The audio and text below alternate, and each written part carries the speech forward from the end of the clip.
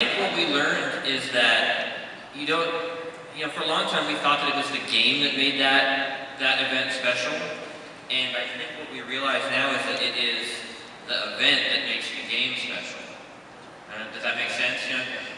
If we can put up something like Crokinole or Shuffle, like Shuffleboard, no, the Skee Ball. Skee Ball. Like it's the event and the audience and the pressure that those people are under to play this, whatever it is, like it's special.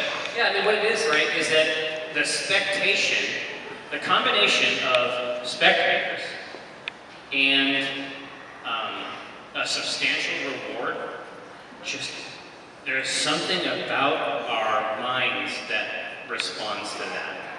You know what I mean? When we're watching someone and they are playing for something, it doesn't even matter what it is. I mean, I guess it should be something good.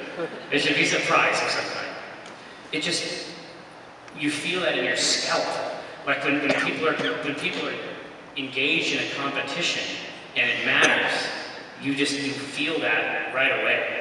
And so you can do something weird like a carnival game, like Skee Ball or the claw machine, and then as soon as you associate points with it, now it's a game. You know what I mean? Like now we're engaged in something serious. The other part of our brain gets thrown in there. I think that this will be a good one. I think that the claw machine was also very good. The Omega Claw, as they say. Thank you. Hi. So you mentioned that there's only so many bands you have on rotation to play PAX. There's so many slots for bands. Yeah. But I was wondering if you could have any band artist, like a dream artist, play PAX, who would it be? I actually had the fantasy. I actually had Robert look into it one year. It was too expensive, but I wanted Weird Al. Oh, nice.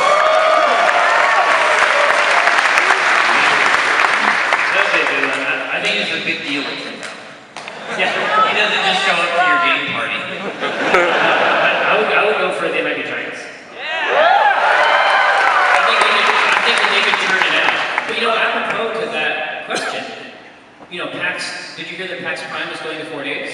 Yes. Yeah. I mean, I assume that we didn't have that at concerts. So, I mean, our bandwidth, our bandwidth.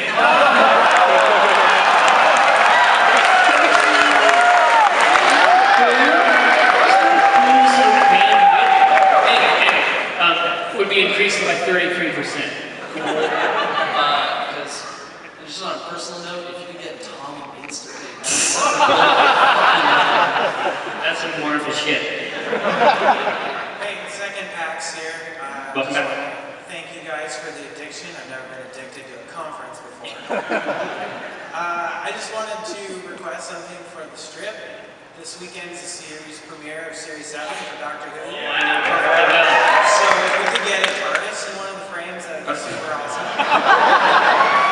Let's see what I can do. The new episode, it premieres tonight, right? Yeah. In like 3 hours. Yeah. That's the phone booth thing he goes into, right? Oh, God.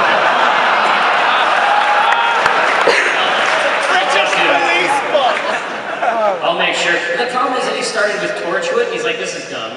Why would I watch Doctor Who's? No, that's not what happened. Isn't it? No. I watched Children of Men, which I thought was incredible. Or Children of Earth. Yeah. The one where all the kids just stopped.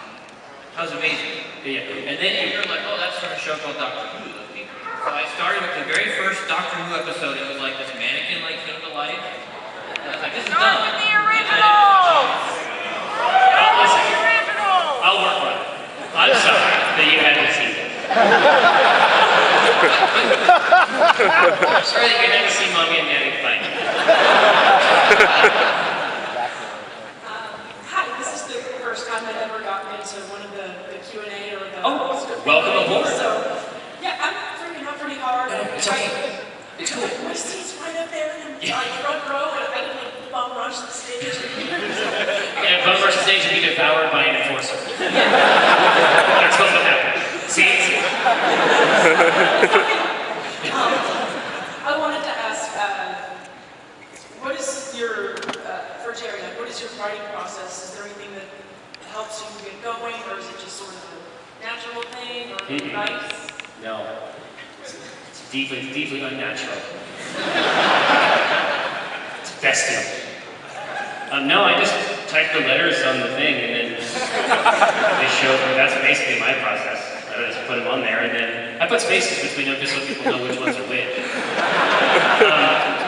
You know what works for me? The only thing that works for me is a deadline. I have to have a deadline, and the deadline has to matter. Because if I have lots of free time, I don't do anything. Like, I mean, I just sort of float, right? The only thing that has made me a writer is you guys. Is having a deadline and having an expectation that I have to produce something has given me this completely other life that I can't thank you for enough.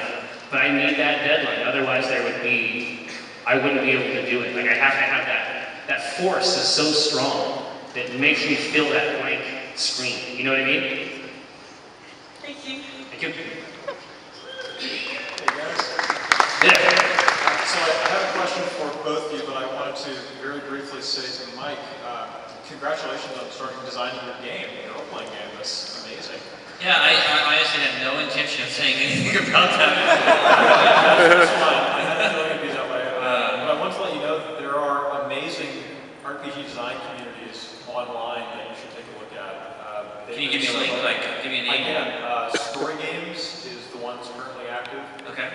But the granddaddy of all of them, which is currently locked, nobody can post there anymore because the forum accomplished its mission and they sort of closed it down, is called The Forge. Okay. That's super famous. It is super famous, but not enough people know about it. And that's really where a lot of modern RPG design theory has come from. And it's helped so many people figure out what they want to do with their games. Yeah, I was thinking about it last night. I'm actually going to have a conversation with Jerry now, so ignore this for a second. Yes, Michael? It's kind of weird that, I didn't play tabletop games until very recently, right? And I started with 4th edition. I was always a video game player, and you started out mostly playing tabletop games. And now what you like to do is make video games. And I found this passion for trying to make a tabletop game. Right. Really bizarre. You can't predict this shit. All right, now we can go back to that.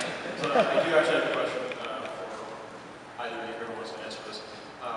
What is it in a role-playing games system that really captures you? What do you want to see the game's mechanics do? Just the system itself. Yeah, the system itself, because you can attach settings to any system really, but Absolutely. what do you want to see the system do that really makes the games at your table sing? Well, I mean, for me, it has to do with, I'm obsessed with the idea that you can systematize real things, that you can describe the infinite complexity of an actual encounter or engagement of any kind with rules, that there is a kind of fractal in human experience that can be depicted in all these different ways.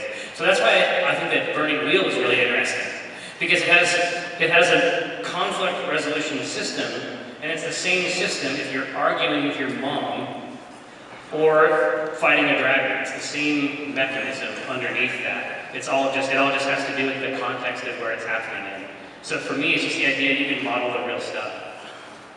Because if you can model it, then you can think about the real things through that model. You know what I mean? Yeah.